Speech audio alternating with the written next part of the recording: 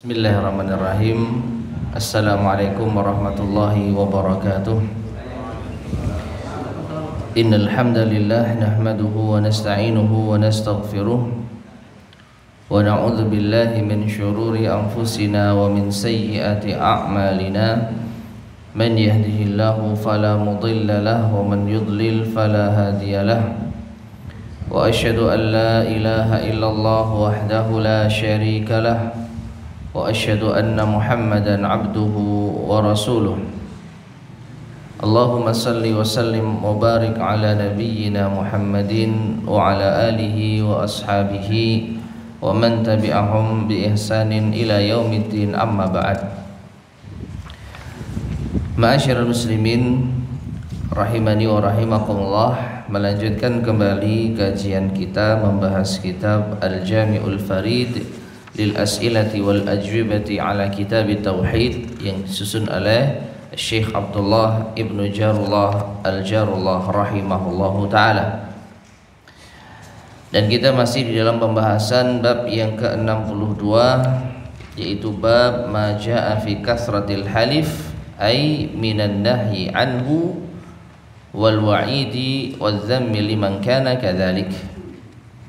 Bab larangan banyak bersumpah, ancaman bagi pelakunya dan celaan bagi orang yang melakukan hal tersebut, sampai pada hadis Imran bin Husain radhiyallahu anhu. Berkata al-musannif Asy-Syaikh Muhammad ibn Abdul Wahhab rahimahullah taala, fi sahih an Imran bin Husain radhiyallahu anhu qala, dalam hadis yang sahih dari sahabat Imran bin Husain radhiyallahu anhu, ia berkata, qala Rasulullah sallallahu alaihi wasallam, Rasulullah sallallahu alaihi wasallam bersabda, khairu ummati qarni thumma alladhina yalunahum thumma alladhina yalunahum. Sebaik-baik umatku adalah generasiku, kemudian orang-orang yang datang setelah mereka, kemudian orang-orang yang datang setelah mereka. Qala Imran bin Husain mengatakan, fala adri adzakara ba'da qarnihi qarnaini aw thalathah. Aku tidak tahu apakah beliau, yaitu Nabi sallallahu alaihi wasallam, setelah menyebutkan generasinya, beliau menyebutkan 2 generasi setelahnya atau 3 generasi. Ya. Jadi Imran bin Husain ragu apakah Nabi SAW menyebutkan 2 generasi setelah beliau atau 3 generasi. Summa inna ba'dakum qauman yashhadun. Kemudian setelah generasi kalian akan datang suatu kaum yang mereka bersaksi, wala yustashhadun, padahal mereka tidak diminta untuk bersaksi, wa yakhununa wala yu'tamanun, mereka berkhianat dan mereka tidak amanah, wa yanzuruna wala yufun, dan mereka bernazar tapi tidak menunaikannya, wa yadhharu fihi musaminu, dan nampak pada diri mereka as-samin, yaitu apa? Gemuk, ya, gendut-gendut. Rawahu Muslimun, hadis ini diriwayatkan oleh Imam Muslim. Taib. Ma'asyiral muslimin rahimani wa rahimakumullah, kita langsung masuk pada soal jawab di dalam hadis ini. As-soal, pertanyaan, berkata al-muallif rahimahullah taala, ma huwal qarn? Apa yang dimaksud dengan al-qarn? Itu dari hadis Nabi SAW, khairu ummati qarni. Ya, qarni, apa itu qarni? Tadi sudah kita terjemahkan dengan generasi. Wa mal muradu bi qarnir rasuli sallallahu alaihi wasallam, dan apakah yang dimaksud dengan qarnnya Rasulullah sallallahu alaihi wasallam? Walladzina yalunahum, dan juga orang-orang yang datang setelah mereka. Walimadza fuddilu ala man ba'dahum, dan mengapa mereka generasinya Rasulullah sallallahu alaihi wasallam itu lebih diutamakan daripada yang datang setelah mereka. Al-jawab, maka jawabannya al-qarn itu adalah ahlu asrin, suatu generasi pada suatu zaman, mutaqaribatun asnanuhum, yang saling berdekatan usia mereka. Ya, yang namanya satu generasi itu usianya berdekatan. Generasi 80-an, generasi 90-an, generasi 2000, ini hanya ungkapan generasi dalam segi bahasa. Tapi apakah generasi yang dimaksud di sini sama? Ya, jadi per 10 tahunan gitu ya. Maka dijelaskan di sini mushtaqun minal iqtiran. Al-qarn itu diambil dari kata al-iqtiran, yaitu membersamai atau kebersamaan. Fil amri alladhi yajma'uhum, dalam suatu perkara yang mengumpulkan mereka. Wa muddatuhu, dan waktu, rentang waktu satu generasi, mi'atu sanatin, itu 100 tahun. Ya. Jadi al-qarn dalam hadis Nabi SAW sebagaimana yang dijelaskan oleh al-muallif rahimahullah, itu generasi per 100 tahun. Wa qila ghairu dzalik, dan ada pula yang mengatakan yang lainnya. Wal muradu bi qarnir Rasul sallallahu alaihi wasallam, dan yang dimaksud dengan generasinya Rasulullah sallallahu alaihi wasallam adalah as-sahabatu, yaitu para sahabat radhiyallahu taala anhum. Nah, dari sini ma'asyar muslimin rahimani wa rahimakumullah, maka ini lebih spesifik di dalam menjelaskan makna al-qarn, yaitu generasi. Generasinya sahabat ya dimulai semenjak Nabi SAW diutus oleh Rasulullah oleh Allah Subhanahu wa taala. Kemudian di situ ada manusia-manusia yang beriman kepada beliau hingga akhir generasi tersebut. Ya. Siapakah itu? Yaitu seorang sahabat atau beberapa sahabat mungkin yang meninggal dunia. Dan ini menegaskan kepada kita tentang definisi sahabat.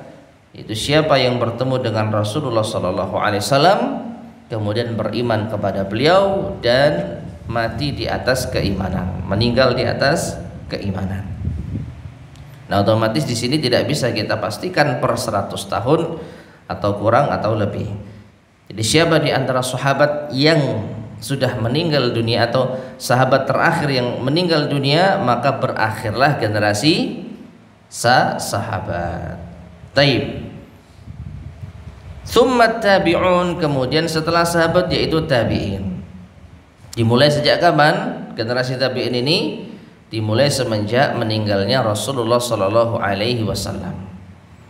Maka ketika Rasulullah sallallahu alaihi wasallam meninggal dunia, kemudian ada orang yang baru masuk Islam, maka dia disebut sebagai tabi'in. Seorang muslim atau seseorang yang bertemu dengan sahabat lalu beriman terhadap Rasulullah sallallahu alaihi wasallam, kemudian mati di atas keimanan. Jadi anak-anaknya para sahabat, cucu-cucunya para sahabat yang mereka tidak bertemu langsung dengan Rasulullah sallallahu alaihi wasallam, mereka adalah tabi'in. Ini generasi yang kedua. Tsumma tabi'uhum, kemudian tabi'uhum yaitu tabi'ut tabi'in, yang mengikuti para tabi'in. Yang mengikuti para tabi'in, yaitu siapapun yang bertemu dengan tabi'in kemudian beriman kepada Rasulullah sallallahu alaihi wasallam, kemudian mati di atas keimanan. Nah, ay annal qarna tsani at-tabi'un was-tsalits at-tabi'uhum, sehingga generasi kedua adalah tabi'in dan generasi ketiga adalah tabi'ut tabi'in. Jadi dalam hadis Nabi SAW beliau mengatakan khairun nasi qarni thumma alladhina yalunahum thumma alladhina yalunahum. Sebaik-baik generasi adalah generasiku, para sahabat, kemudian yang datang setelah mereka tabi'in, kemudian yang datang setelah mereka tabi'ut tabi'in. Taib. Kemudian wa inna ma fuddila qarnur rasul sallallahu alaihi wasallam ala man ba'dahum. Dan sesungguhnya diutamakannya generasi Rasulullah sallallahu alaihi wasallam melebihi orang yang datang setelah mereka, li'annahum sabaqu ilal imani wal hijrati wal jihadi ma'a Rasulillah sallallahu alaihi wasallam. Jelas karena mereka adalah orang-orang yang terlebih dahulu beriman, berhijrah dan berjihad bersama Rasulullah sallallahu alaihi wasallam. Jelas ini keutamaan tersendiri yang tidak bisa dimiliki oleh siapapun selain mereka, yaitu para sahabat radhiyallahu taala anhum. Wa faqu man ba'dahum fil ilmi wal imani wal amali salih. Dan para sahabat mereka itu mengungguli generasi setelah mereka dalam ilmu, dalam keimanan dan dalam amal saleh. Jadi secara mutlak manusia terbaik atau generasi manusia terbaik adalah para sahabat radhiyallahu taala anhum. Baru setelah itu tabi'in, baru setelah itu tabi'ut tabi'in. Nah, jadi keutamaan sahabat karena mereka terlebih dahulu apa? Beriman, berhijrah dan berjihad bersama Rasul sallallahu alaihi wasallam. Tsumma alladziina yalunahum, kemudian yang datang setelah mereka siapa? Tabi'in. Fuddilu, mereka juga lebih diutamakan, memiliki keutamaan ala man ba'dahum, di atas atau melebihi orang-orang yang datang setelah mereka. Li zuhuril islami fihim, karena nampaknya Islam pada generasi mereka. Jadi Islam itu semakin tersebar di masa tabi'in, ya, semakin tersebar karena para sahabat juga sudah menyebar di dalam berdakwah, otomatis mereka memiliki banyak pengikut, banyak murid-murid. Jadi Islam semakin apa? Tersebar. Wa kasratid da'i ilaihi, dan banyaknya pendakwah kepada Islam, ya, semakin banyak yang masuk Islam, semakin banyak yang menjadi dai. Waraghibi fihi, dan juga paling banyak apa? Mencintai Islam. Wal qaimi bihi, dan menegakkannya. Wa ma zahara fihi minal bid'ah, dan apa-apa yang muncul pada generasi tersebut minal bid'ah, dari bid'ah unkira, maka segera diingkari. Wasta'zama, dan ya dianggap besar. Wa uzila, dan segera apa? Disingkirkan. Ya. Jadi ini mengisyaratkan di zaman tabi'in itu sudah mulai muncul apa? Bid'ah. Tapi karena generasi yaitu mereka masih dekat dengan generasi sahabat radhiyallahu taala anhum, maka hal-hal yang baru dalam urusan agama itu segera dikenal dan segera untuk disingkirkan. Tsummal qarnus tsalits, kemudian generasi yang ketiga yaitu tabi'ut tabi'in dunal awwalaini fil fadli. Kalau generasi ketiga ini di bawah dua generasi sebelumnya dari segi keutamaan. Tabi'ut tabi'in tetap memiliki keutamaan, namun berada di bawah apa? Generasi sahabat dan tabi'in. Mengapa? Likasratil bid'ah fihi, karena banyaknya bid'ah di generasi tersebut. Lakinnal ulama'a mutawaffirun, akan tetapi para ulama itu banyak. Wal Islam fihi zahirun, dan Islam di situ masih jelas. Wal jihad fihi qa'imun, dan berjihad di zaman itu pun juga masih tegak. Ya. Jadi memang sudah mulai pudar tetapi masih memiliki keutamaan.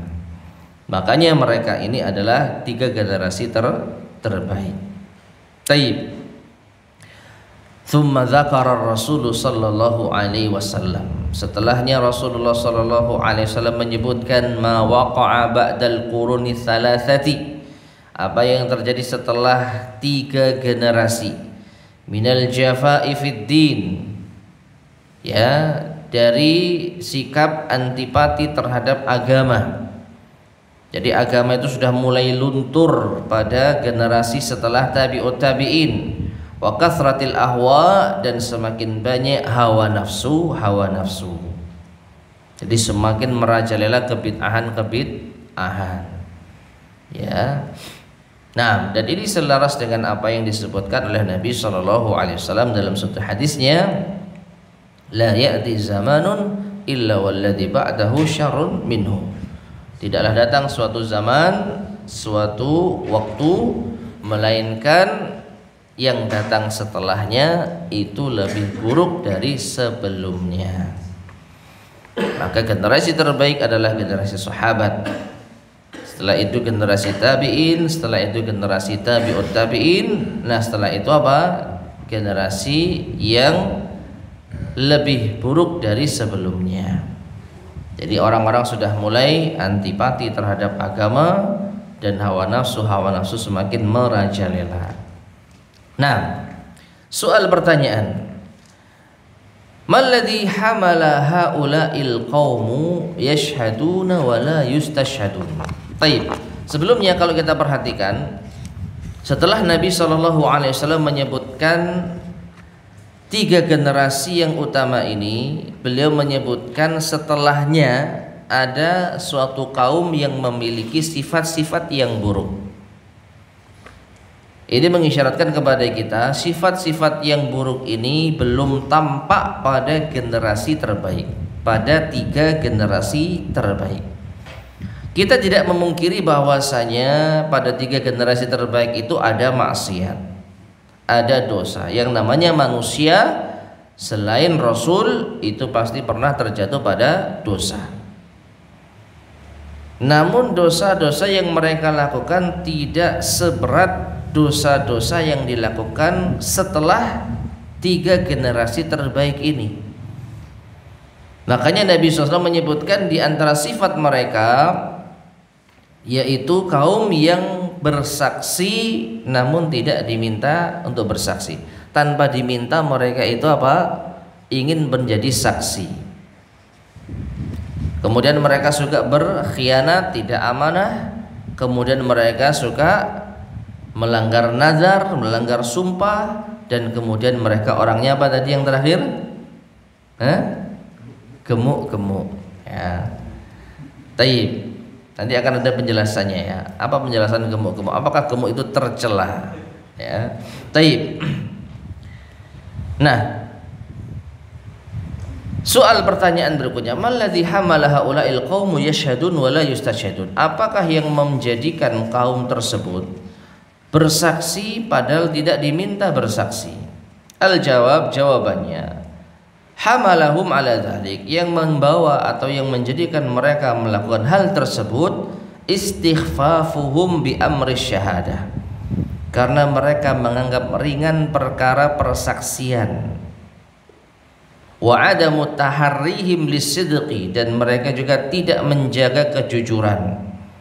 Wa dzalika, yang demikian itu, liqillati dinihim wa dha'fi islamihim, karena minimnya agama mereka dan lemahnya keislaman mereka. Taib.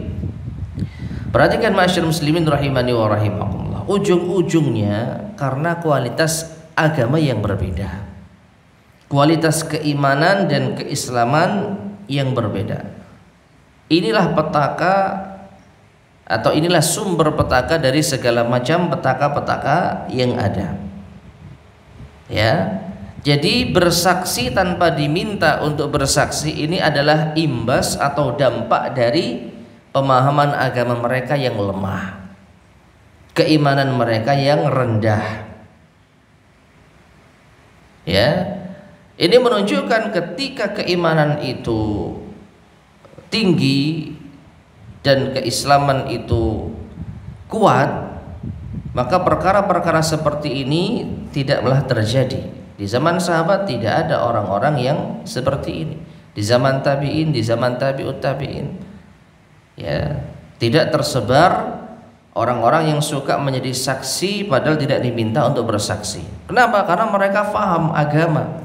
Urusan persaksian itu urusan yang berat. Ya.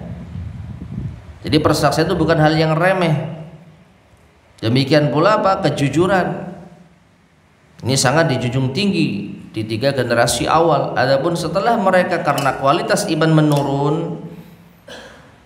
karena tingkat pemahaman ilmu agama mereka rendah, akhirnya mereka menggampangkan dosa. Sehingga mereka apa? Berani bersaksi meskipun tidak diminta. Ya.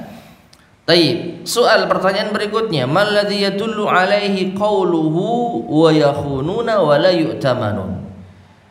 Dan apakah yang ditunjukkan dari sabda Nabi sallallahu alaihi wasallam, mereka berkhianat dan tidak amanah? Al-jawab, jawabannya, yadullu ala anna al-khiyanata qad ghalabat ala katsirin minhum. Ini menunjukkan bahwasanya pengkhianatan itu sudah mendominasi kebanyakan mereka. Au aktsarihim, atau yang paling banyak dari mereka. Bihaitsu la yu'tamadu alaihim, di mana mereka sudah tidak lagi dijadikan sebagai sandaran. Li khiyanatihim, karena pengkhianatan mereka. Wa adami thiqati bihim, dan ketidakpercayaan masyarakat kepada mereka.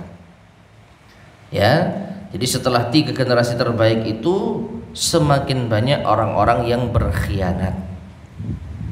Semakin banyak orang-orang yang tidak bisa dipercaya. Sekali lagi, dosa khianat, dosa dusta itu sudah ada sejak zaman dahulu. Tetapi di zaman dahulu, di zaman 3 generasi terbaik, tidak sedahsyat generasi setelahnya. Ya, sehingga Nabi SAW menyebutkan wa yakhunun, mereka itu menunjukkan jumlah yang banyak atau sedikit? Banyak. Kalau 1-2 ini ya bisa dikatakan oknum. Ya. 1-2. Tapi kalau lebih dari itu sudah menjadi kebiasaan atau budaya. Meskipun tidak kita pungkiri, tetap generasi mereka jauh lebih baik daripada generasi kita. Ya, kalau di zaman mereka saja sudah banyak, kalau zaman kita apa kira-kira?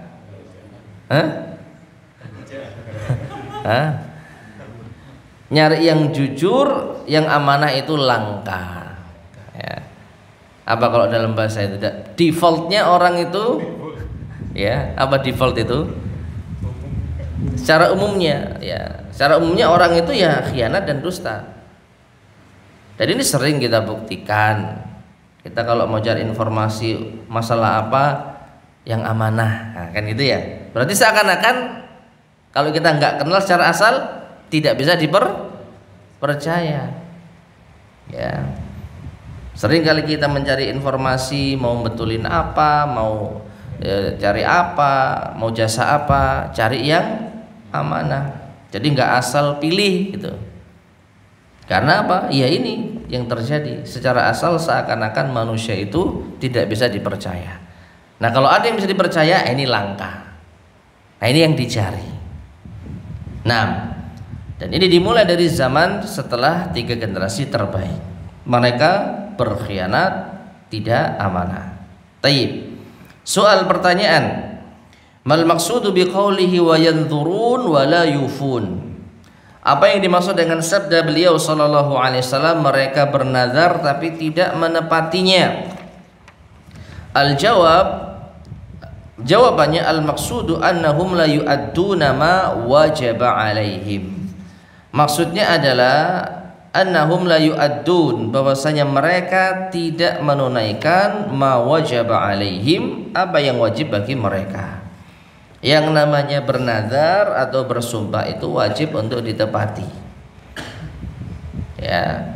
Fazuhuru hadhil a'mali dzamimah, maka munculnya, nampaknya, nampaknya itu artinya bukan kelihatannya, tapi apa? Terlihatnya, ya, terlihatnya, merajalelanya amalan-amalan yang tercela ini dimulai dari apa? Bersaksi padahal tidak diminta, khianat tidak amanah, bernazar tidak ditunaikan, fihim yang terjadi pada mereka yadullu ala dha'fi islamihim. Ini sebab dasarnya apa? Menunjukkan atas kelemahan Islam mereka, wa adami imanihim, dan tidak adanya keimanan pada mereka. Jadi pangkalnya ya iman dan Islam. Ya. Dan sebagaimana yang tadi kita sebutkan, setelah ketiga generasi terbaik kualitas keimanan berkurang. Ya. Orang-orang sudah mulai menanggalkan keislaman mereka, mulai luntur dan lain sebagainya. Nah, ini tidak terjadi pada zaman tiga generasi terbaik tersebut. Oleh karenanya muncullah dosa-dosa, kemaksiatan-kemaksiatan yang disebutkan di dalam hadis ini. Nah, kemudian soal pertanyaan berikutnya, mal muradu biqaulihi wa yadhharu fihi musaminu. Apa yang dimaksud dengan sabda beliau sallallahu alaihi wasallam dan nampak pada mereka as-saminu, kegemukan. Walimada, dan kenapa? Al-jawab, jawabannya, ayyuhibbuna tawassu'a fil ma'akili wal masyaribi, yaitu mereka suka untuk berlapang-lapang di dalam makanan dan minuman. Wahya asbabus samin, dan ini adalah sebab gemuk. Liraghbatihim fid dunya, karena ambisinya mereka, cintanya mereka terhadap dunia. Wa naili syahawatihim, dan mereka memenuhi syahwat-syahwat mereka. Wa tana'umi biha, dan menikmatinya. Wa ghaflatihim 'anid daril akhirati wal amali laha, ditambah lagi mereka lalai dari negeri akhirat dan beramal untuk akhirat. Tayyib, ma'asyar muslimin rahimani wa rahimakumullah. Kalau kita perhatikan, mereka gemuk sebagaimana kita gemuk juga ya. Itu karena mereka suka makan, gampangnya kan gitu. Mereka yuhibbuna tawassu'a fil ma'akil wal masyarib, suka berlapang-lapang, berluas-luas dalam makan dan minum. Ini mengisyaratkan kalau mereka itu dalam kondisi tercukupi alias makmur. Betul atau tidak? Kalau mereka kesusahan, makan sulit, ya nggak mungkin banyak makan. Mereka bisa banyak makan ya karena rezeki dilapangkan. Karena mereka yaitu mendapatkan limpahan rezeki yang banyak. Nah, imbasnya suka makan, suka minum, menikmati, lalai dari akhirat. Nah, di sini sedikit kita renungkan, ya semacam dilema. Bagaimana tidak? Ketika seseorang itu, katakanlah generasi para sahabat radhiyallahu ta'ala anhum, mereka orang-orang yang berpegang teguh dengan apa? Agama. Mereka lebih mendahulukan akhirat daripada dunia. Lalu apa yang mereka dapat?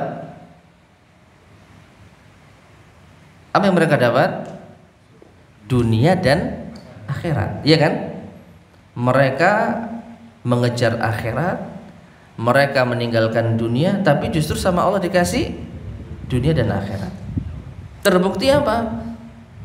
Setelah Rasulullah SAW meninggal dunia, para sahabat semakin makmur. Di mana ada suatu hadis yang tercantum dalam kitab Riyadhus Shalihin, seorang sahabat itu mengenang di masa mereka susah berjihad bersama Rasulullah SAW, berperang di zaman Rasul SAW. Itu suatu ketika mereka melakukan perjalanan jauh dalam peperangan, itu nggak ada yang bisa dimakan kecuali hanya daun-daunan saja. Nggak ada yang bisa dimakan. Nah sekarang itu cerita setelah Rasulullah SAW meninggal dunia. Sekarang di antara kita sudah ada yang menjadi amir, kebanyakan menjadi amir, pemimpin-pemimpin daerah. Dulunya susah, sekarang makmur, memiliki jabatan, memiliki kekuasaan. Otomatis makanannya bukan daun-daunan lagi. Ya, gimana Pak? Jadi makanannya bukan daun lagi, ya daging, ya sembarang kali. Dulu ketika Nabi SAW berperang, sering kita jumpai mereka kelaparan. Tapi mereka apa? Tidak pedulikan itu, karena mereka berjihad lillahi ta'ala. Nah karena mereka kelaparan, wallahu a'lam bishawab, ya harusnya kurus-kurus atau setidaknya tidak gemuk-gemuk. Ya, di antara kisah yang cukup mengharukan saat perang Khandaq di tahun kelima Hijriah, Nabi SAW itu sambil kerja bakti menggali parit, beliau itu mengganjal perutnya dengan batu, diikat. Ditanya kenapa Nabi lakukan itu? Untuk menahan lapar. Dan ternyata beliau tidak makan selama 3 hari. 3 hari nggak makan, bayangkan. Ya. Setelah itu diundang oleh Jabir bin Abdillah karena beliau punya makanan di rumah, beberapa adonan roti, kemudian 1 ekor kambing muda disembelih, lalu Nabi diundang. Istrinya Jabir berkata, jangan mengecewakan aku. Artinya apa? Undang Rasulullah sampai beliau kenyang. Maka Jabir mengatakan, ya Rasulullah, saya punya makanan di rumah, datang, ajaklah 1 atau 2 orang. Ternyata Rasulullah mengajak semua jamaah. Kita diundang Jabir nih, gitu. Ya, subhanallah. Maka Jabir nggak bisa berkata apa-apa, dan ketika dia ditanya istrinya, mengapa? Kok bisa begini?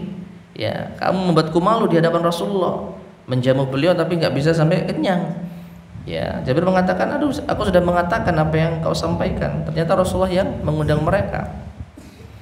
Dan ternyata apa yang terjadi dengan keberkahan, ya, Rasulullah sempat memegang pancinya itu untuk membagi makanan, kuah dan kambingnya, kemudian Rasulullah juga yang membagikan roti, ya, dan didoakan oleh Nabi SAW. Akhirnya semuanya mencukupi, semua kenyang sampai sisa.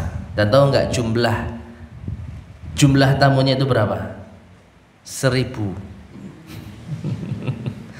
1000 orang mencukupi 1 ekor cempe, ya, kemudian 1 sok, ya, kurang lebih 2,5 kilogram adonan tepung gandum. Ya. Nah, intinya apa? Mereka kelaparan, tapi dengan mujizat Allah mereka bisa kenyang saat itu. Besoknya wallahu alam, nggak tahu lagi gimana nasibnya. Nah, maka tidak aneh kalau mereka generasi yang gagah-gagah, ya, makanannya tidak banyak, aktivitasnya luar biasa, gerak terus, ya, menggali parit sepanjang itu, dalam, luar biasa. Nah, itu mereka tatkala mengalami masa-masa susah. Setelah mereka membela agama Allah, dikasih kemenangan oleh Allah, dibentangkan dunia. Islam semakin tersebar, semakin mendapatkan kemudahan, kemakmuran. Nah, akhirnya agama mulai luntur, orang lebih suka makan-makan. Jadilah mereka generasi yang gemuk. Nah, ini kan dilema kita. Kita kalau mau mendapatkan akhirat, dikasih sama Allah dunia dan akhirat. Ya. Nah, sebagian orang ada yang masih tetap fokus, ini ujian. Kita nggak boleh apa? Nggak boleh terlena. Tetap ada yang fokus dalam urusan akhirat. Mereka adalah para ulama, para ahli ibadah. Nah, tapi yang bukan ulama, yang kenal Islam sudah makmur, ya sudah dinikmati saja. Akhirnya terjadilah apa yang terjadi. Ya. Nah, ini ma'asyar muslimin rahimani wa rahimakumullah.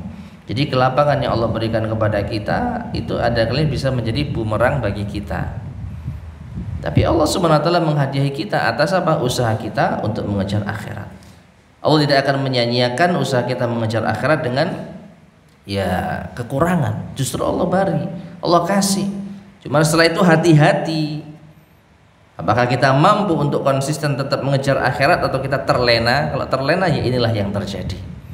Banyak kaum atau manusia-manusia yang mereka itu menjadi saksi padahal tidak diminta, berkhianat, tidak amanah, dan mereka tidak menunaikan nazarnya. Tayyib. Nah, hadis yang terakhir berkata al-musannif rahimahullah fi sahihi an Ibnu Mas'udin, dalam hadis yang sahih dari Ibnu Mas'ud radhiyallahu taala anna Nabiy sallallahu alaihi wasallam qala, bahwasanya Nabi sallallahu alaihi wasallam bersabda, khairun nasi qarni thumma alladhina yalunahum thumma alladhina yalunahum, sebaik-baik manusia adalah generasiku, kemudian yang setelah mereka, kemudian orang-orang yang setelah mereka. Thumma yaji'u qaumun, kemudian datang suatu kaum, tasbiqu syahadatu ahadihim yaminahu, yang persaksian mereka itu mendahului sumpah mereka, wa yaminuhu syahadatahu, dan sumpah mereka mendahului persaksian mereka.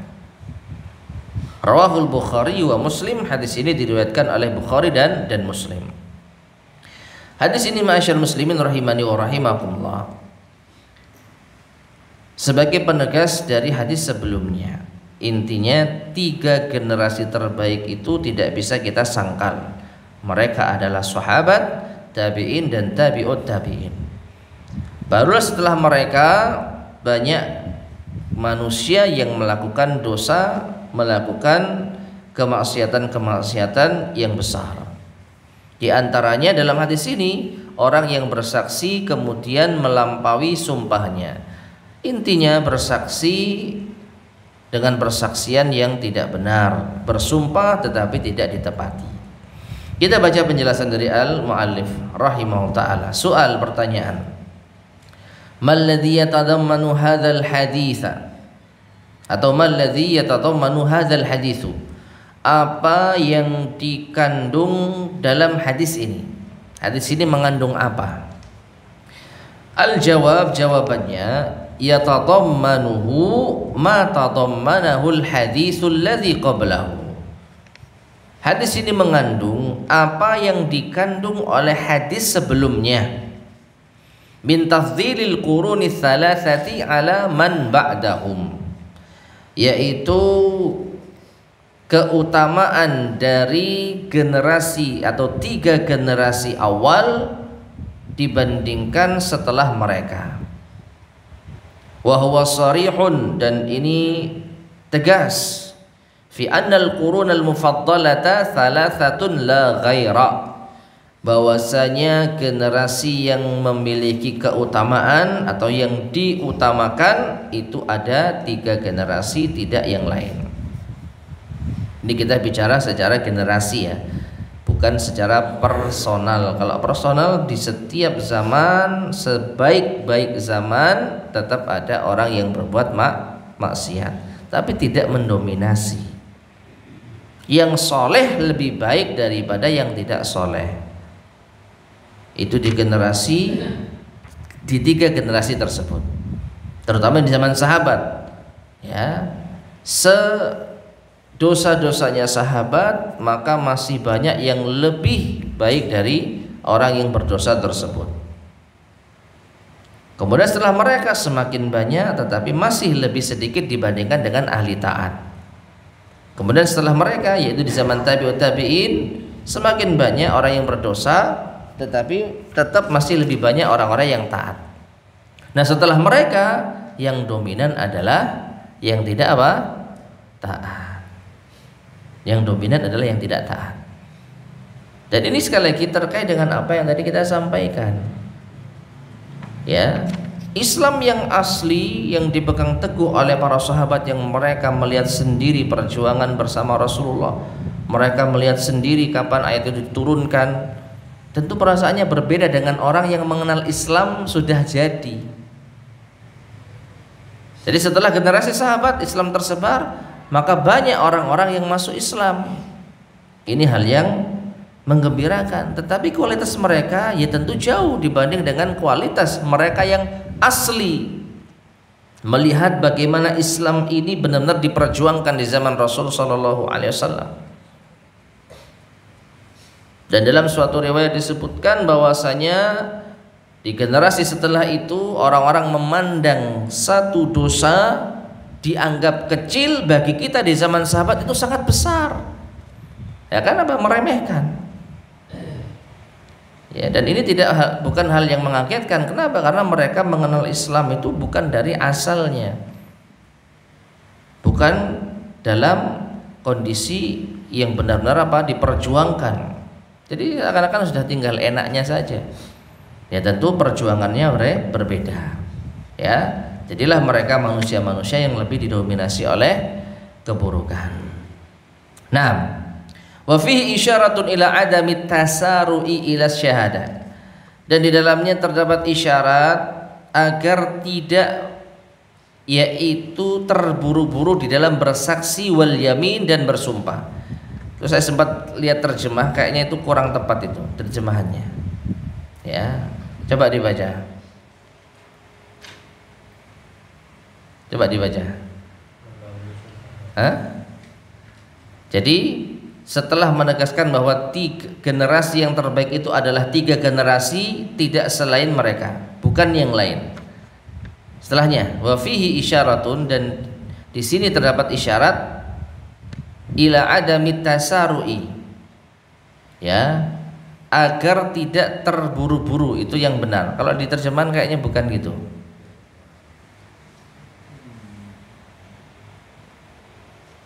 Bisa dibacakan?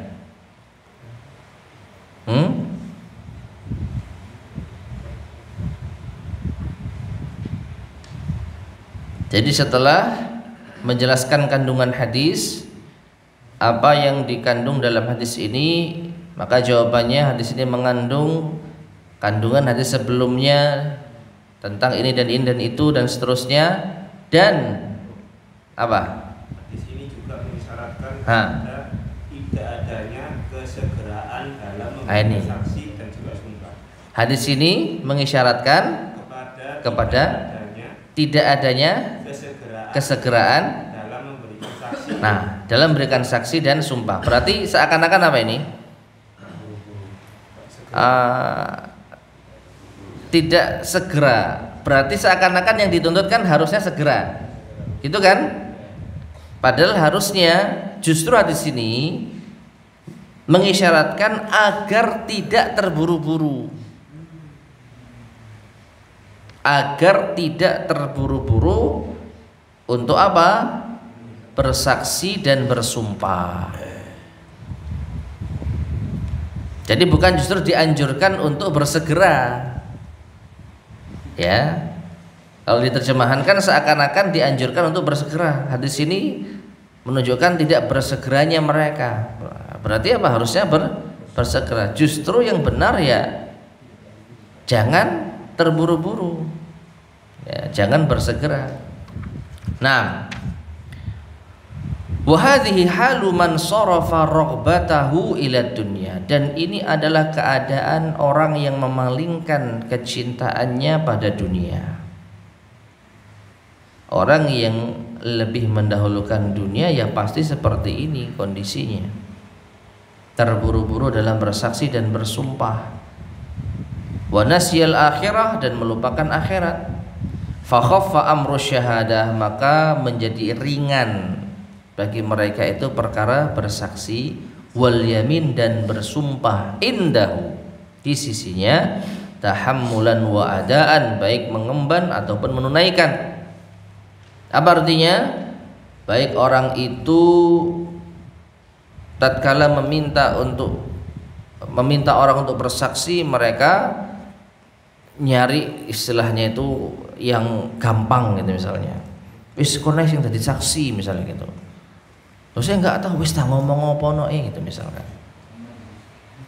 Jadi mereka apa? Tidak menganggap saksi itu perkara yang berat yang dipertanggungjawabkan. Mereka sembrono. Atau ketika mereka diminta menjadi saksi, kamu bersaksi ya, oh siap. Padahal nggak tahu apa-apa. Padahal dusta. Ya. Jadi baik mereka mencari orang untuk bersaksi, mereka sembrono, ataupun mereka ketika diminta untuk menjadi saksi juga apa? Sembrono. Kenapa? Liqillati imanihi wa adami khaufihi minallah. Karena sedikitnya iman mereka dan tidak takutnya mereka kepada Allah, wa adami mubalatihi bidzalik, dan tidak peduli terhadap agama. Ya. Nah, dan ini menegaskan hadis yang awal yang pernah kita bahas ya. Orang itu terburu-buru dalam bersumpah, dalam bersaksi ya, dalam bersumpah terutama. Karena apa? Ya karena ambisi dalam urusan dunia. Dalam hadis sebelumnya yang kita sudah bahas apa? Bersumpah untuk melariskan apa? Dagangan. Supaya segera dapat untung, supaya orang yakin dengan dagangannya, sumpah. Dia obrol sumpah, demi Allah saya ngambil untung cuman 1.000. Weh, kasihan 1.000. Pak tak beli nih. Ya, meskipun benar cuman 1.000. Tapi buat apa dia bersumpah? Ya kan? Buat apa dia bersumpah? Demi Allah saya ngambil abadi cuma sedikit. Demi Allah ini, demi Allah itu barang bagus, demi Allah. Jadi sumpah itu diobral. Dan ini hal yang tercela. Hal yang tercela, meskipun jujur, apalagi dusta. Nah, generasi setelah setelah tiga generasi utama itu hal ini sudah merajalela, apalagi sekarang. Ya. Taib. Kemudian yang terakhir adalah athar dari Ibrahim An-Nakhai. Qala al-muallif rahimahullah wa qala Ibrahim An-Nakhai, berkata Ibrahim, kanu yadribunana 'ala syahadati wal 'ahdi wa nahnu sigharun. Ibrahim berkata, mereka memukuli kami atas suatu persaksian dan perjanjian sedangkan kami masih kecil. Siapa yang berkata ini? Ibrahim. Nanti akan diterangkan siapa Ibrahim. Soal pertanyaan, man huwa Ibrahim? Siapakah Ibrahim yang dimaksud? Walimada yadribunahum, dan mengapa mereka dipukuli? Ala dzalik, atas yang demikian itu. Wadhih ma taqul, jelaskan apa pendapatmu. Al-jawab, jawabannya, huwa Ibrahimun Nakhai at-tabi'i. Ibrahim yang dimaksud adalah Ibrahim An-Nakhai, seorang tabi'in.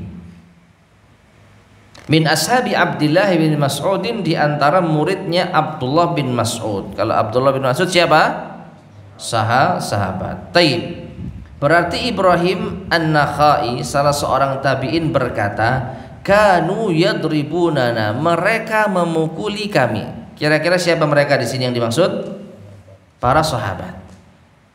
Ya, tabi'in masih kecil, masih belia, dipukuli oleh senior mereka. Siapa? Para sahabat. Nah, ini didikannya para tabi'in ternyata masih apa? Keras. Didikan sahabat kepada tabi'in itu masih apa? Keras. Ya. Nah, wa inna ma fa'alu dzalik, sesungguhnya mereka melakukan hal yang demikian itu. Jadi guru-gurunya tabi'in yang zahirnya adalah para sahabat melakukan hal itu li'an la ya'tadu ilzama anfusihim bil ahdi, agar mereka anak-anak kecil itu tidak membiasakan diri untuk merasa harus berjanji, harus bersumpah. Ya, intinya agar mereka tidak membiasakan diri untuk bermudah-mudahan dalam berjanji dan bersumpah. Kenapa? Lima yalzamul halifu minal wafa'i wal kafarati. Karena apa? Orang yang bersumpah itu harus menunaikannya atau setidaknya membayar kafarah kalau melanggarnya. Wa rubbama taraka dzalik, dan terkadang mungkin meninggalkan hal itu, fa'athima, lalu ia pun terjatuh pada dosa. Nah, perhatikan ma'asyar muslimin rahimani wa rahimakumullah. Jadi didikannya sahabat. Para tabi'in yang masih kecil-kecil itu dipukuli kalau mereka itu suka bersumpah dan suka berjanji. Kenapa? Karena potensi dosa itu sangat mungkin terjadi pada mereka. Daripada resiko berdosa, mending jangan bersumpah dan berjanji. Ya. Karena orang kalau sudah bersumpah maka harus ditepati. Kalau tidak bisa menepati harus membayar kafarah. Nah, bayangkan kalau anak kecil sudah sering bersumpah, berapa banyak tanggungan mereka untuk mereka kerjakan. Kalau mereka nggak bisa kerjakan, berarti mereka harus bayar kafarat. Berapa kafarat yang harus mereka bayar? Karena saking banyaknya ada yang tidak terbayar, dosa. Oleh karena itu para sahabat melarang para tabi'in yang masih kecil-kecil ya, anak-anak itu untuk banyak bersumpah dan berjanji. Ya. Nah, wa kadzalika syahadah, demikian pula persaksian. Fa innahu idza tadaha hala sigharihi, kalau seseorang itu sudah gemar bersaksi di masa kecilnya, sahulat alaihi, maka akan terasa mudah, terasa ringan ya bersaksi itu. Farubbama addahu dzalika ila tahawun, bahkan ini bisa menjadikan ia meremehkan at-tahawuni biha wa tasahuli hala kibarihi, dan menjadikan dia bermudah-mudahan ketika sudah dewasa. Karena kecilnya kebiasaan bersumpah, kebiasaan berjanji, kebiasaan bersaksi, maka saat dewasa ya gampang saja baginya untuk bersumpah. Dan kalau orang sudah banyak bersumpah, maka wallahu a'lam bishawab, potensi melanggar itu besar. Satu sumpah saja kadang-kadang sulit untuk ditunaikan, apalagi banyak. Ya. Orang kalau sudah mengucapkan wallahi, demi Allah, itu hati-hati. Apa yang diucapkan itu akan diperhitungkan. Kalau itu suatu amalan yang baik harus dikerjakan. Kalau nggak dikerjakan maka harus membayar kafarah. Kalau nggak bayar kafarah dan tidak mengerjakan, jatuh pada dosa. Karena menjadikan nama Allah sebagai permainan. Ya. Taib. Wa fihi tamrinus sighar, dan di dalamnya terdapat pelajaran melatih anak yang masih kecil ala ta'ati rabbihim, untuk mentaati Rabb mereka, wa nahyihim, dan melarang mereka amma yadhurru bisalihihim, dari apa yang memadaratkan mereka demi kemaslahatan mereka. Taib, ma'asyiral muslimin rahimani wa rahimakumullah. Ini diantara didikan sahabat kepada tabi'in, memukuli anak-anak kecil. Tentu perhatikan ya, bukan pukulan yang menyiksa. Kalau kita mendapati keterangan memukul, maka ini bukan pukulan yang menyiksa, tapi pukulan yang mendidik, agar mereka tidak melakukan sumpah bergampang-gampangan dalam bersumpah. Nah, dalam kasus yang lain juga kita dapati, yaitu para sahabat radhiyallahu ta'ala biasa mendidik anak-anak mereka dengan cukup tegas. Di antaranya melatih puasa. Sampai ada riwayat anak-anak itu menangis karena kelaparan, tapi dihiraukan, dialihkan perhatian mereka dengan mainan. Ya, sampai segitunya. Ya, tujuannya apa? Ya agar anak itu terlatih untuk taat kepada Tuhannya sedini mungkin.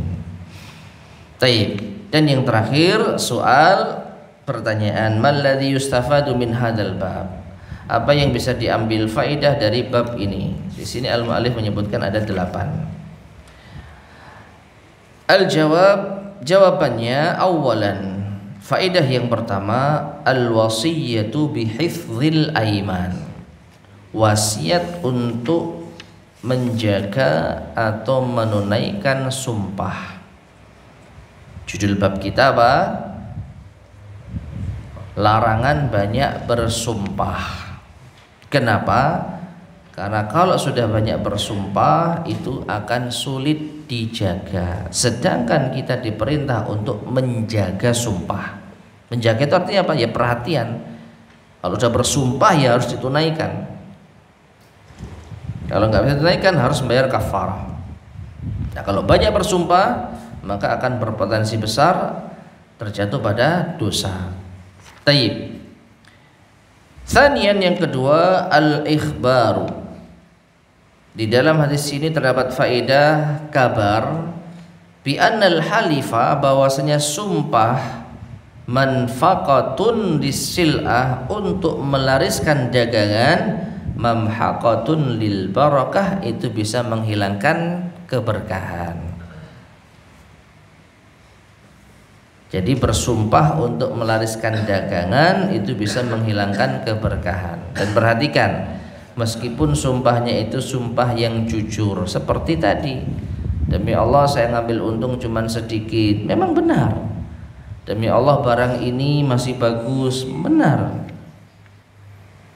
Tetapi kalau ini dijadikan sebagai cara untuk melariskan dagangan, orang kalau mendengar sumpah kan, wih, temenan nih kira, ya udah percaya akhirnya. Maka ini bisa menghilangkan keberkahan. Jadi jangan kita bermudah-mudahan di dalam bersumpah, khususnya ketika kita dagang, ketika kita berusaha. Biasa saja lah, berapa ini Pak, sekian. Ya, kalau mau ngomong badi ini titik nih ya, aku juga make titik, nggak usah pakai sumpah lah, biasa saja. Saya cuma ngambil 1000 itu, ya nggak usah pakai sumpah-sumpah, biasa saja. Nah, salisan faedah yang ketiga, al-wa'idu syadid, ancaman yang keras, ala man la yabi'u, bagi orang yang tidak berjual, wala yashtari, dan beli, illa biyaminihi, kecuali dengan sumpahnya. Nah ini, kalau tadi banyak bersumpah khususnya untuk melariskan dagangan, itu menghilangkan apa?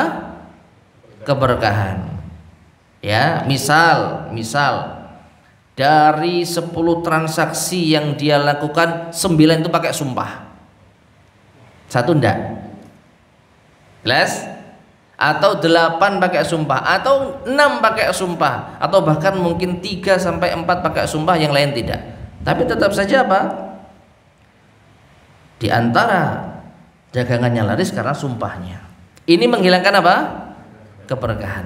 Adapun faedah yang ketiga, orang kalau berjual beli selalu dengan sumpah, jadi 10 transaksi semuanya pakai sumpah, mau beli sumpah, mau jual juga sumpah, maka ancamannya keras. Apa? La yukallimuhumullahu yaumal qiyamah wa la yuzakkihim wa lahum adzabun alim.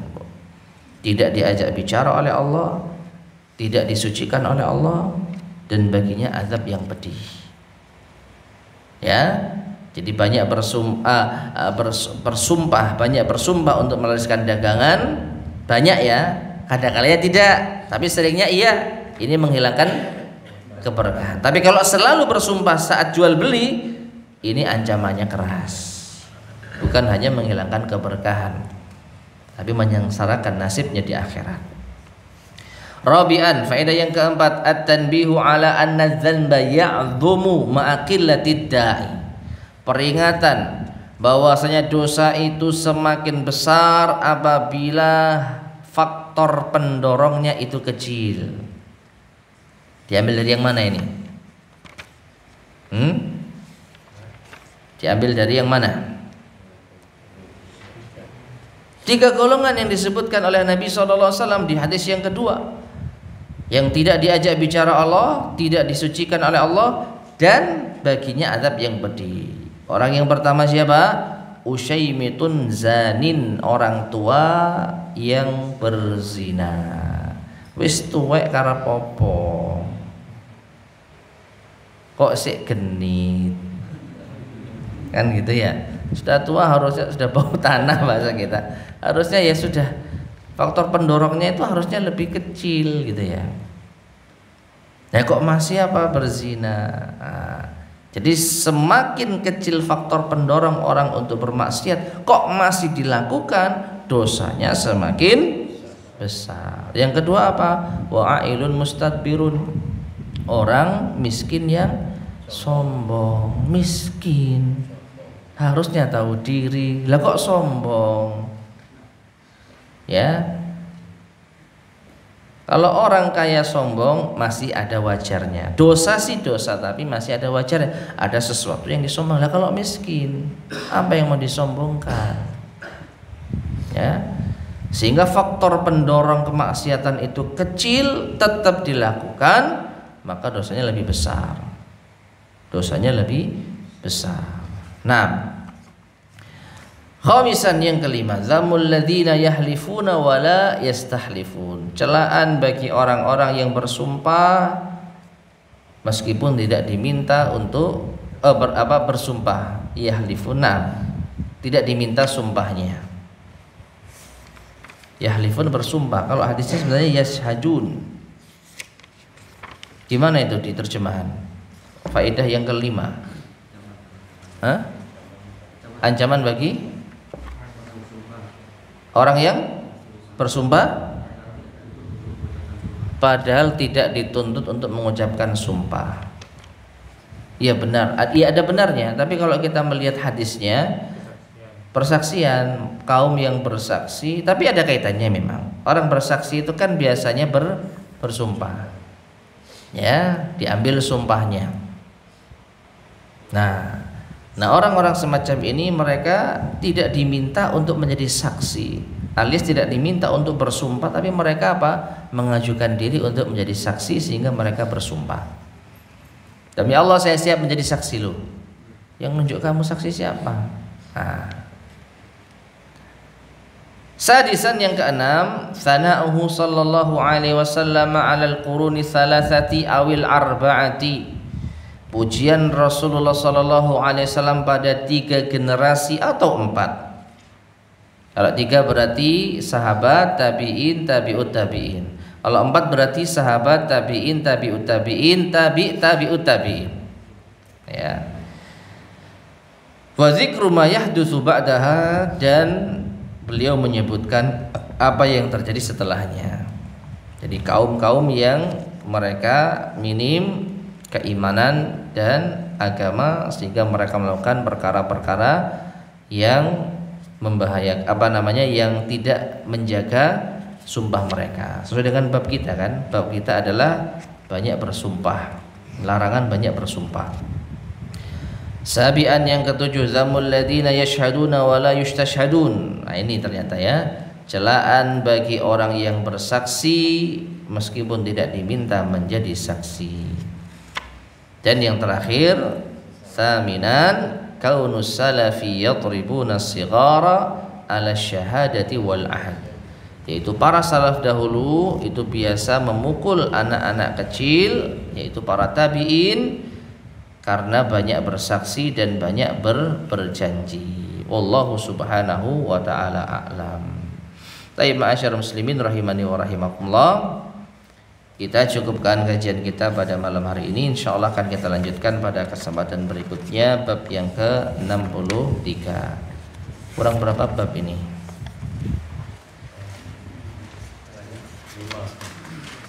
Bab yang terakhir 68 kah?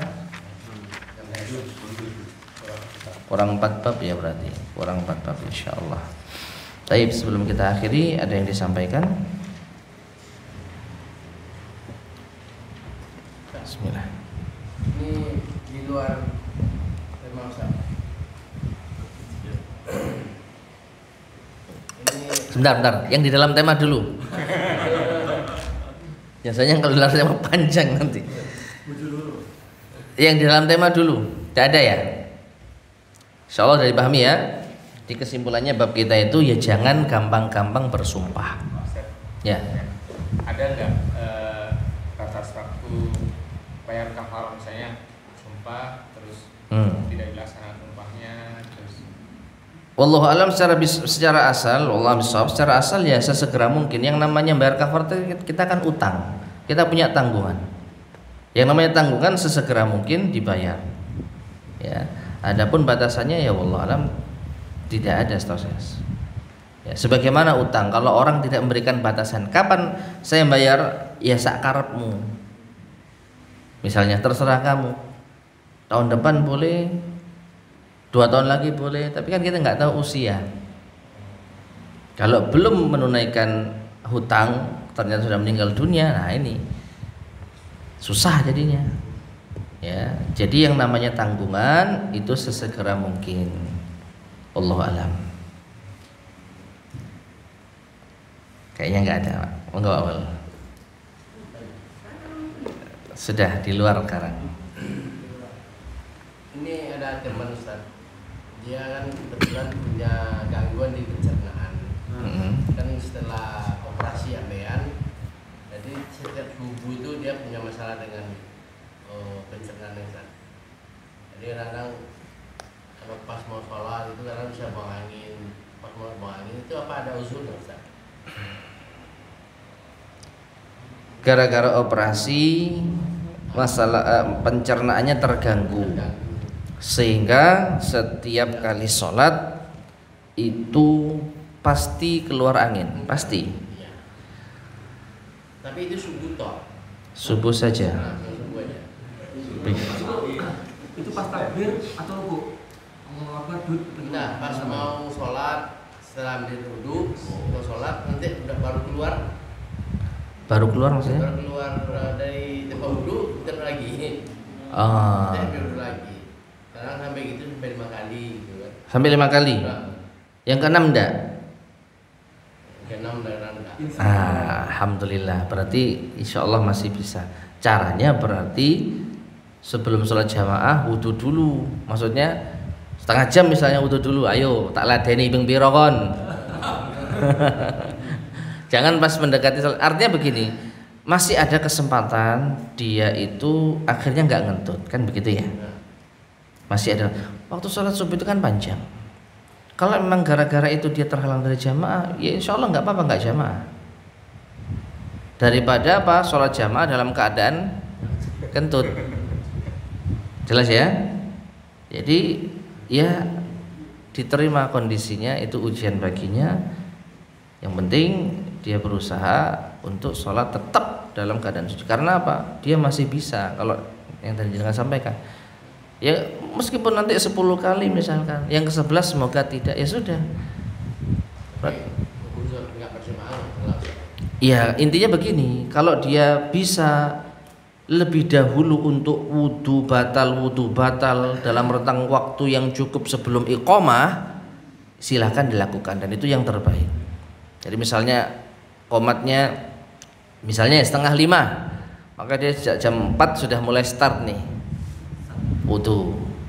Batal kentut, siji suwi gitu ya, 2, 3, 4, 5. Ya semoga sebelum 4:30, sebelum qomat 1-2 menit sudah berhenti kentutnya untuk wudhu yang ke-6 atau bahkan mungkin ke-11 atau bahkan mungkin ke-20 ya. Semoga nggak sampai segitu banyak. Karena uzur itu, karena pernah dia tanya, walaupun posisi gendangnya terus aja nggak apa-apa. Walaupun posisi itu kalau dia nggak bisa berhenti kentutnya. Ini kan tadi yang disampaikan bolak-balik 5 kali akhirnya nggak ngentut. Nah berarti kan masih ada kondisi dia normal. Gangguan itu setelah 5 kali, setelah yang kelima alhamdulillah normal. Ya itu ujiannya dia. Kecuali setiap 1 menit kentut. Dan ini sepanjang harinya, ini yang fattakullah. Setiap subuh masih gitu bermasalah. Setiap menit? Enggak, maksudnya itu setiap subuh. Iya. Bermasalah, tapi kan ada kalanya setelah yang kesekian kali wudhu berhenti kan.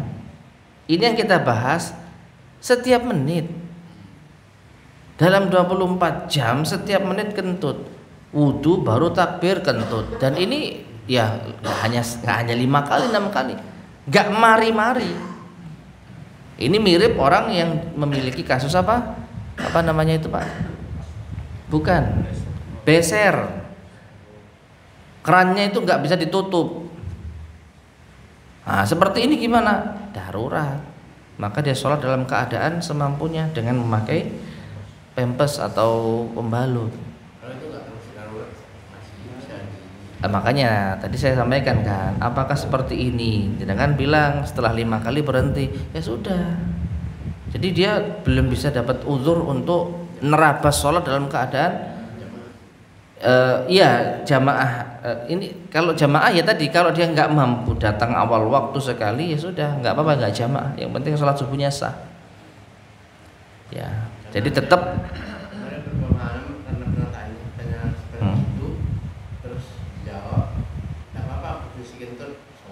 Nggak boleh. Jelas. Karena dia sekali lagi bisa mendapatkan kondisi normal. Ya. Jadi nggak boleh. Tetap harus sampai benar-benar nggak kentut baru sholat. Ya. Wallahu a'lam bishawab. Insyaallah 5 kali wudu. Nggak sampai kan 20 menit ya. Habis wudu masuk masjid mau takbir kentut, wudu lagi bolak-balik nggak sampai 20 menit. Sedangkan waktu subuh panjang. Jadi gara-gara dia bolak-balik wudu akhirnya subuhannya nggak jamaah, itu lebih baik daripada dia sholat jamaah kentut. Nggak sah sholatnya ya. Wallahu a'lam bishawab. Ada lagi yang tanya kan? Ya. Apa sebelumnya kalau ini misalnya sudah pernah dijelaskan? Iya. Ini kan temanya larangan banyak berupa. Nah, yang ingin saya tanyakan itu kondisi apa yang bisa kita diperbolehkannya bersumpah? Kondisi apakah yang diperbolehkan bagi kita untuk bersumpah apabila dibutuhkan? Misal kalau apabila dibutuhkan itu seperti apa? Apabila dibutuhkan itu apabila ada keraguan yang muncul gara-gara ucapan kita, bukan kita yang mengobrol sumpah. Contoh nih, tadi habis subuh saya lihat ada Pak Presiden datang. Wih, teman tak? Bener. Ah, bojuk kamu. Wallahi saya lihat. Ada orang ragu dengan apa persaksian kita, lalu kita apa? Bersumpah. Nah, ini dibutuhkan. Belum apa? Wallahi saya lihat Pak Presiden datang. Beda kan? Beda kan? Ya, awalnya biasa. Tadi habis subuh ada Pak Presiden datang. Ah, bojuk kamu bohong. Beneran. Alah, kamu tuh paling salah lihat. Wallahi saya lihat. Nah, itu dibutuhkan. Itu boleh. Jadi sumpah itu pada dasarnya dibutuhkan ketika menampik keraguan. Ya, dalam perkara yang ya bahkan mungkin dalam perkara yang penting. Kalau tadi ya mungkin sepele ya. Artinya orang nggak percaya karepe kudune ya, tapi bersumpah sih nggak masalah kalau memang benar-benar diragukan.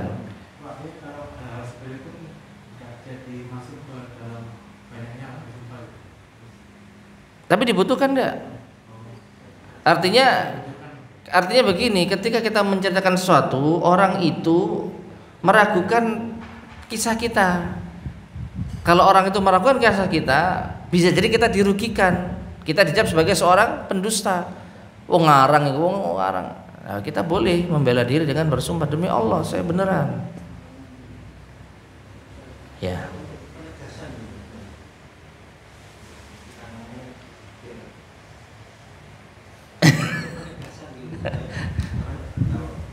Lah ya, untuk penegasan dalam artian kalau itu bisa menimbulkan tuduhan meragukan kita nggak masalah. Tapi jangan belum apa-apa sudah bersumpah gitu loh. Jangan apa-apa belum bersumpah. Jadi kita biasa aja ngalir cerita. Tapi kalau ada kayaknya kok meragukan kita gitu. Meskipun nggak ngomong. Nah, ya, makanya betul dibutuhkan kan? Kamu kentut? Enggak, misalnya gitu ya. Kamu kentut? Wallahi enggak. Ya itu boleh karena dibutuhkan untuk menampik keraguan. Ya.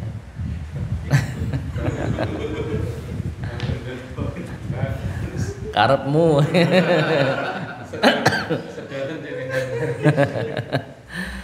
Tapi betul lagi yang sampaikan. Baik, jika tidak ada kita cukupkan sekian. Semoga bermanfaat. Kurang lebihnya saya mohon maaf. Subhanakallahumma bihamdika asyhadu an la ilaha illa anta astaghfiruka wa atubu ilaik. Walhamdulillahirabbil alamin. Assalamualaikum warahmatullahi wabarakatuh.